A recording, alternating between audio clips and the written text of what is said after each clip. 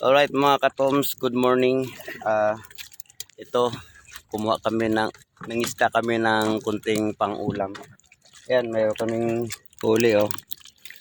Yan, ito yung partner ko. Gumamit kami ng mga improvise na sa paa para makasisid kaya medyo malalim. Ito may grasya na kami pero pangulam lang mga katoms, marami pa sa ilalim. Nagbahay sila sa sa yung naanod na puno ng niyog sa ilalim. Gumamit tayo ng mga improvised din na goggles. Ito sira-sira na plywood pero malaking tulong. Gamit natin pang sisid. So medyo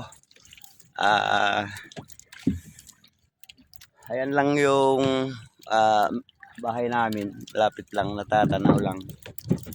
Kunting kunting takbo lang dito. Ika nga pang ulam-ulam lang. Hindi namin inubos. Ilang beses nyo na binawasan yan? Pangapat na. 4 na beses na raw ito ngayon. Kumuha kami ng ito. Pang-4 na beses na itong pagsisid dyan. So ngayon sumama ako para maligo saka sumisid. So since wala naman tayong underwater camera kaya wala tayong video sa ilalim, pero napaganda, makaraming isda doon sa nagbabahay sa niyog, na yung katawan ng niyog na naanod dito sa ilalim ng dagat. Dami nila.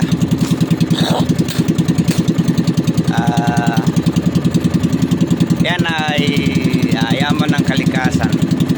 Kaya kung pangulam-ulam lang, so yun, okay na ito, pangulam na oh. Pang sabaw-sabaw na sa laman dyan na ito mga katoms. Kunting tiyaga lang, kunting sakripisyo, sisid, tapos yun, nakahuli tayo. Kumuli lang pala tayo ng konti kasi yun ang sabi namin, usapan namin doon, kukuha lang tayo ng konti. Alright, pauwi na tayo, babalik na tayo. Nandun yung sasakyan natin nakaparada. Yun.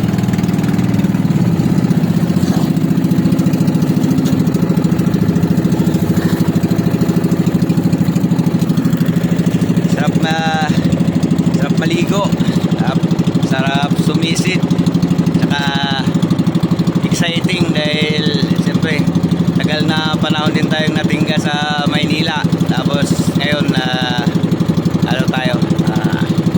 nagpahinga mula sa busy na syudad tayo sa probinsya. So ayan mga katoms, thank you. Saka ayan, palapit na tayo. Ito yung sasakyan natin. O diba, exciting mga katoms. Ayan, may pang-ulam na tayo. Ayan o. Alright, sige. Ayan, binuhat namin uli yung bangka. Kaning mga kaning duha ka tulisan. Joke lang. Thank you mga katoms, may ulam na. Tsaka